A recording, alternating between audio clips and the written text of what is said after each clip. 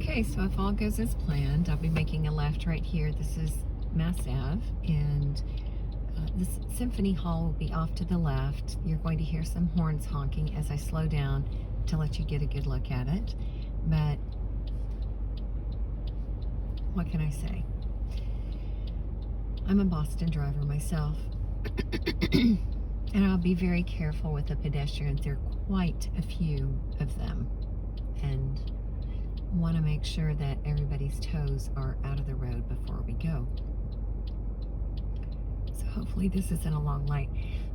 As you can see, that row of lights off to the left, that was the Church of Christ Scientist Mother Church, and then behind that is the Prudential building at the very top. Let's see, there you go. You can see the Prudential. They call it the Pru. I'm not sure what the building to the left is called. And then I don't recognize any other buildings around here. A lot of them have been built since we moved. Oh, okay, everybody, do not cross the crosswalk. They are being very cooperative. Here we go, Boston Symphony Hall. Many a show were done here. There we go. I have no clue who's playing. Seiji Ozawa is the conductor of the Boston Symphony Orchestra. And Keith Lockhart is the current conductor of the Boston Pops. And right here is another view of the Mother Church. If I can show you just a little bit. Whoa, there we go, a Yui. That was fun. So I gotta keep my eye on the road. I recall going to see Andre Previn, who is known for playing Rhapsody in Blue, which is also known as the United song. It was their theme song for, I think, many decades. And went there with my mother-in-law. She and I went to the symphony several times. She had season tickets, box seats that she shared with a friend of hers, I believe. And I recall Nancy Griffith played there one time. And then some other people. So as we're coming up Mass Ave, the Berkeley Performance Center, actually the Berkeley School of Music, is right off to the right here. So Berkeley College of Music. So some of your big jazz musicians that you've heard of have either attended school here or have performed at the Berkeley Performance Center, which is coming up to the right. The other day I came to, boy, I don't see it now. Anyway, it was a wonderful Thai place across the street, and I did not have my vaccination card, so now they let me go order, and I think I waited there for 20 minutes, but I had my mask on, but I couldn't eat there, so I came to the Berkeley, because as you can see in the lower part there, you might not be able to see, there is a big long bar, and you can sit there and eat and people watch, which is very fun. So the Berkeley Performance Center is coming off to the right. Oh, will this person let me in? Let's see if they'll be kind and let me in here. I've got so many stories about the Berkeley. So the first show that I worked for was Nancy Griffith, Newgrass Revival, and Steve Warner. Emmylou Harris came. There's so many people who came and performed here with the folk country jazz production company I worked with. And I was backstage, and typically the same Berkeley School of Music students worked behind the stage, you know, getting everything ready, prepping everything for the shows. And there was a scruffy looking guy, and I don't know why I remember what he had on. Sometimes I don't remember what people have on. A brown shirt, blue jeans, old tennis shoes, just peach fuzz. Looked familiar. I said, "Are you new here?" I thought maybe it was one of the Berkeley students who I hadn't met yet. He said yes, and I said, "Well, do you go to school here?" He said, "No. I'm an actor," and I thought he was a theater actor. So I said, well, where have you performed? He said, well, I'm a movie actor. And so then bells started going off. I said, oh, you were in Bull Durham. He laughed and he said, a lot of people say that. Okay, I'm going to pause just 1 second and let you look at the Berkeley Performance Center. So it's coming up here, and typically the playbill would be on top where it says Berkeley Performance Center. There would be a huge playbill on top showcasing who was coming to play. And around, backstage would be to the right of the building and then to the right again. And that's typically where we would go in and out. So some lights went off as I was talking to this actor, and I said, you were Shoeless Joe Jackson in 8 Men Out. And he said yes, and he introduced himself. His name was D.B. Sweeney. He actually had been, I think his big breakthrough movie was The Cutting Edge, the movie where the sort of sassy hockey player ends up with, or he's a smart alecky hockey player, ends up with a sassy figure skater, and they end up, it's a, you know, rom-com. So I asked him if he was coming up in any more movies, and he said yes, with my best friend, Harry Connick Jr. in Memphis Belle. It's about a World War II airplane, one of the I don't remember, one of the big bombers. And he said, I also write music with Harry Connick. And so, sure enough, when I went and looked at a lot of the music that Harry Connick Jr. wrote, D.B. Sweeney had collaborated with him. And the show was terrific. Emmylou was great as usual, and her drummer was very cordial. We all talked a bit, and then I had to get back to work. So after the show, I was crossing the street about where I showed you where the Berkeley is. A car pulled up, and the window rolled down, and it was DB and Emmylou's drummer. And he said, would you like to go to a party? And I remember saying, well, I got to go to church tomorrow, but thank you. He said, well, it's nice meeting you. I said, same here. The first time I met John Calhoun from Newgrass Revival, he was sitting backstage, and very, very curly hair then. And one of the, I'll call her E, she was a disc jockey for WUMB. She sounds like Cher. She and her husband have a promotion company out in California. They actually promoted Peter Tork before he passed away. Peter Tork of the Monkees, and Jimmy Webb, who wrote Wichita Lineman and Up and Away and Galveston, you know, some Fifth Dimension and Glenn Campbell songs. But anyway, Jimmy Webb's still going strong. In fact, he came to play at the Do-Si-Do, which is about 5 minutes from her house a year or two ago. Anyway, so she and I were backstage, and John was just staring at me, kind of freaked me out.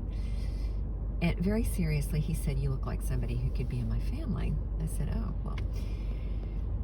So E said, hey, Denise, you want to go get some Diet Coke for John? He needs his Diet Coke. So we came down here somewhere, I don't remember, along here, there was a grocery store.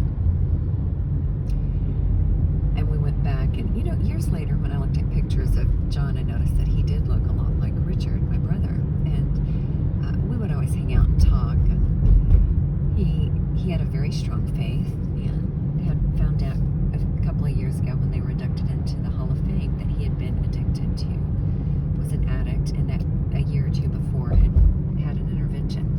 So let me show you to the left here. There is a beautiful, if you can see that purple building, that is the Hyatt Regency. And then off to the front, there is a building with a dome. That's MIT. And then right over here, you're going to see, and that's where the Boston Museum of Science is and whatnot. So I'll tell you a quick funny story about MIT and that dome. Freshmen tend to put things up there every year, like a police car, a bed, a telephone booth, and I don't know what else. John's brother Pete went to undergrad here, graduate school at Carnegie Mellon, and got his PhD in California at UCSD. John's father went to Northeastern, which is another technical school kind of up there with MIT. And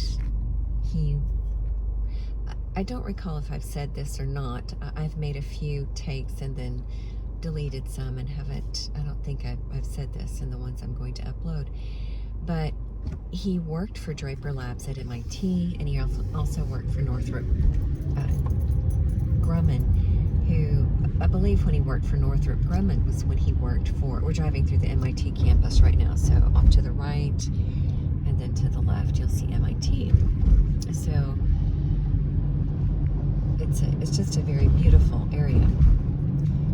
So there actually is a nuclear reactor below MIT, which a lot of people don't know about. But John's father worked on, I found this out after he passed away, the gyroscopes in some of the Apollo missions. And when he was alive, I knew he worked on the gyroscopes and the Patriot missiles.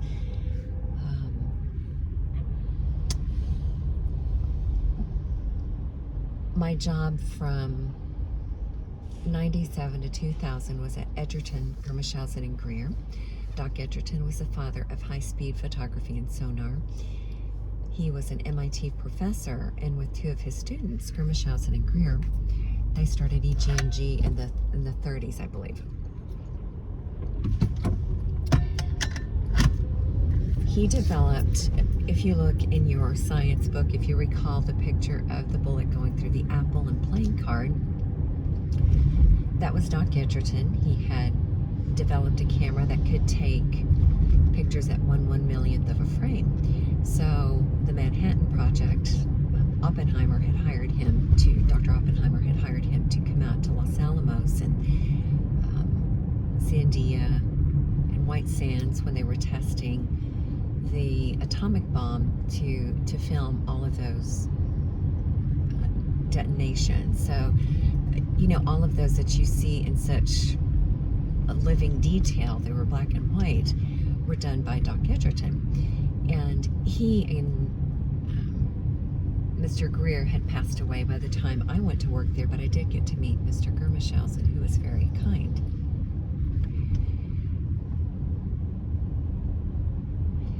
When I was there, they collaborated with GE, who I believe their headquarters is down in Connecticut, to build the first digital X-ray. And at the time, I believe one of the Terminator movies had come out, and so Arnold Schwarzenegger's character had gone through a digital X-ray machine at an airport, and you could see the skeleton, whatnot. And I remember everybody saying, "That's exactly what we're working on." So, you know, now when you go through the airport and have to put your hands over your head, that sort of prototype was developed between GE and EG&G when it was GE. Now, EG&G sold off their technical/government division around, I think it was late 98 or early 99. They bought Perkin-Elmer out of Connecticut. I don't recall where in Connecticut. Perkin-Elmer Corp. Okay, I'm going to get this backwards. I'd have to go out and do my homework. But I know they bought their analytics division when they sold off the technical/government division of EG&G, and then they changed their name to Perkin-Elmer Inc. And then the one in Connecticut was Perkin-Elmer Corp. Or it was the other way around. I can't remember. So there was this big, you know, there were early retirement packages for everybody from, I'm telling you, the CEO all the way down to every director, and who were 55 and older. So a lot of them really made out nicely after having been there 20, 30 years. And so I got to work with a wonderful woman who was, she was hilarious. She loved to buy Beanie Babies on her breaks for her grandnieces. But I worked in the admin department, and then I got a job as the principal secretary for the director of accounting. So I got to work for two wonderful directors of accounting. D, who was the new one, and J, who was the older one. They gave a going away party to Mr. D. I'm going to tell you that story another time. When I drive by Fenway, I'll tell you that story. So, as we're coming up Mass Ave, and there is a parallel street to the left called Green Street. I actually lived on that street for 6 months after I moved out from being a nanny. And I would walk into Harvard Square a lot, worked at the health club, HealthWorks Fitness Centers for Women, which we'll actually drive by once we pass Harvard Square. So we're coming into the beginnings of Harvard Square. There's a beautiful church coming up. I may have missed it. I think I missed it, but that's okay. Here's another beautiful building, actually. You can see just the amazing the New England architecture, which is very European as well. I passed that church building. Anyway, it was, look at this right here. It's just beautiful. So we want to make sure and be safe, and I know everybody is doing their best as well.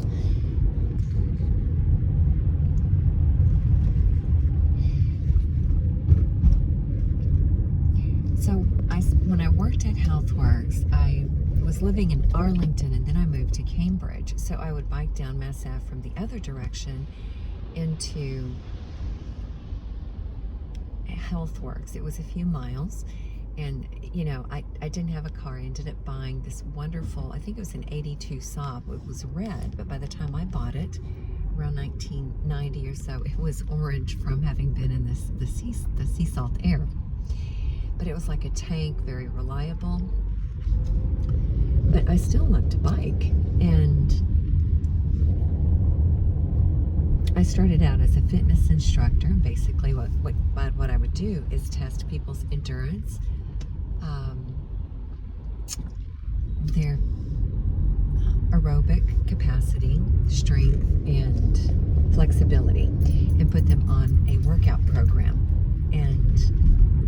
which could include classes, weights, free weights, machines, whatever.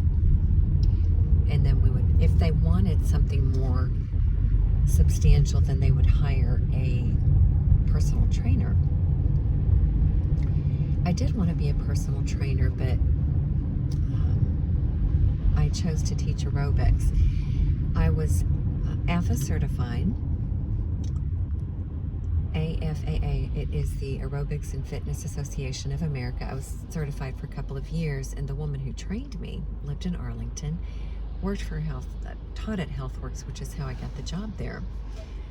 She taught an aerobics program on the Arlington cable TV show, and I got to be on in one of her routines with her, and I think that they showed that on and off for a couple of years. I did not teach at the health club because I wasn't quite good enough. So, and partly I was juggling a few things. I was still working a little part-time as a nanny, working for another family as well, taking care of their couple of daughters as this fitness director or fitness instructor. And then they needed some early morning desk shift coverage, so that's when I would go in early in the morning. I had to be there at 5:45, so it was a good clip on the bicycle early in the morning. And the regulars would be there, and some of them would leave by 7. They only had about a 30-minute routine because they were leaving by 7 to go to lunch. Look at this beautiful, here is that building. Look at that. Isn't that gorgeous? So here's a very beautiful New England shop. Now we're coming into Harvard Square. This is to the right.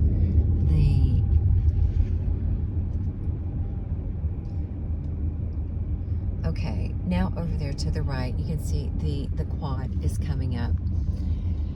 The quad is, I'm not sure if the whole thing is called the quad or if there are lots of quads in that section. But those are where the dormitories are for the Harvard students. So I have a friend, Dr. see. I wanted to be the fifth roommate. They had the same roommates for 4 years. It's like the fifth beetle, the fifth monkey. And so there are various greens, and there are little parks, and the dorms sit around those green areas. And I think each of those is a quad, if I'm not mistaken. So now we're coming into actual Harvard Square. And a few blocks back was, you go over one street, and that was the apartment I lived in. So look at this, look at these wonderful gates. Okay. I don't know that you'll be able to see it, but there is it's a newsstand right in the middle of Harvard Square. It's an information newsstand. They're redoing it right now. And then the train station that, the subway that the Harvard stop is right to the left. Let's see if I might be able to show you a little bit. It's like right, okay, I don't know if my thumb is, good grief. Oh, you see the T? It's kind of in the lower half. Okay, that is the train station. So the big building behind the T, that is the Harvard Coop, spelled C-O-O-P, and that's short for cooperative. So the snow-covered lower building, that is the information center, and then the Coop's behind there. So that's where you would get all of your books for class, t-shirts, and whatnot, merchandise. And there are a couple of buildings. And I saw Bill Murray right along here, where it says Santander. I don't know how that's really pronounced. And I need to be careful because the streets are coming from all kinds of directions. This is the first parish church, the Universalist Unitarian Church. Look at here. It's a beautiful building. The other day, I drove by a very nice homeless man, and he actually put his sign down and looked in my window, and he said, "You're here from Texas? Why are you here from Texas?" Anyway, he waved at me, and I didn't have anything to give. But off to the right here was where my dear friend Dr. CGB had her dorm. And there was some tradition with throwing cannonballs out the window. I don't know. Okay, I'm going to make a right up here. We're going to drive by Independence Hall and Sanders Theater. They're all part of one big building. So to the left is Independence Hall, and then to the right would be Sanders Theater. Independence Hall is now a mess hall for the students, and that's what Harry Potter patterned their Hogwarts cafeteria after. I don't know if you can hear me talk, so see, it's going to come up here pretty quickly right here. So it's this beautiful, beautiful building, and then the big tall part, the one with the peak, that is Sanders Theater, and that's patterned after, here it is. Oh, gosh, it's so beautiful. Look at that. Isn't that beautiful? Oh, I might have to stop in there because my back teeth are floating, and I want to make sure that I'm not holding this for too long. But anyway, the production company did shows here as well. I don't know how many hundreds of years old this is, but when you walk in, you can tell it's just, it's so European, so Harvard, just a really a beautiful piece of architecture. And to, if we never got to go to the Globe Theater, well, if you never get to go, well, come to Harvard and you'll get to the, okay, so you can see the building. So to the right there, that longer part is Independence Hall. Oh, fiddlesticks. Oh, looks like I can park here. Okay, I'm gonna go ahead and pause. I have got to find a little girl's room, and I will be back.